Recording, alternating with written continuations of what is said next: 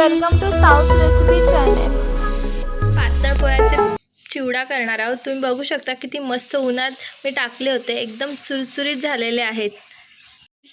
चिवडा बनवण्यासाठी साहित्य आहे ते मिरची घेतली आहे, खोबरा, डाळ घेतलेली आहे, इथे पूड आहे, धणा पावडर आहे, जिरा आहे, मोहरी आहे, शेंगदाणे, हळद, लसूण, कढीपत्ता। सो आता आपण रेसिपी स्टार्ट करूया। सो गाईस, मी आता इथे पातेलं ठेवलेलं आहे, तर तेल गरम झालेलं आहे। सो आता पहिलं आपण खोबरं टाकणार आहोत त्याच्यामध्ये, तेलामध्ये मस्त गोल्डन होईपर्यंत परतवायचं आहे। बघू शकता मस्त गोल्डन झालंय। आता त्याच्यानंतर आपण शेंगदाणे टाकणार आहोत, ते पण गोल्डन होईपर्यंत हलवायचे आहेत। आता डाळ टाकणार आहे, डाळ्या टाकणार आहे, ते पण परतवायचं आहे। आता लसूण टाकायची आहे, ती पण मस्त गोल्डन होईपर्यंत परतवायची आहे। आता मिरच्या टाकणार, तर आपण मस्त तडतड होत आहेत तेलामध्ये। आता कढीपत्ता टाकायचा आहे, मस्त परतवायचं सगळीकडून छानपैकी। खूप सुंदर स्मेल येते, लसणाची फोडणी दिली आहे, खूप सुंदर स्मेल येते। मोहरी, जिरा टाकलेला आहे, टाकायची आहे,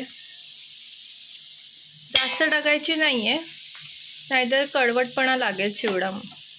गाईस, मी इथे भडंगचे कुरमुरे घेतलेले आहे, ऑप्शन आहेत, तुमची चॉईस। तुम्हाला जर पाहिजे असेल तर टाका, नसेल टाकलं तरी चालेल। आम्हाला इथे आवडतं म्हणून मी इथे कुरमुरे घेतलेले आहेत, भडंगचे आहेत।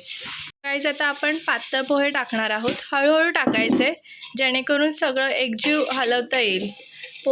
पोह्याचा चिवडा जास्त प्रमाणात असल्यामुळे हलवता येत नाही, त्यामुळे थोडे थोडे पोहे टाकायचे आहे। तर चवीनुसार मीठ टाकायचं आहे। सो धना पावडर ॲड करायची आहे सगळीकडे, आणि जिरा पावडर आहे।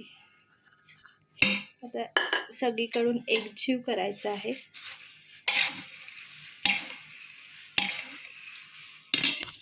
आपला चिवडा रेडी आहे, तुम्ही बघू शकता किती सुंदर वास सुटलेला आहे, खमंग वास सुटलेला आहे। सो आता ह्याच्यामध्ये आपण थोडी पिठी साखर ॲड करूया, एक गोडसरपणा येण्यासाठी। जास्त नाही टाकायचे, एक चवीनुसार टाकायचे जेणेकरून मस्त लागेल, तिखट थोडंसं गोड।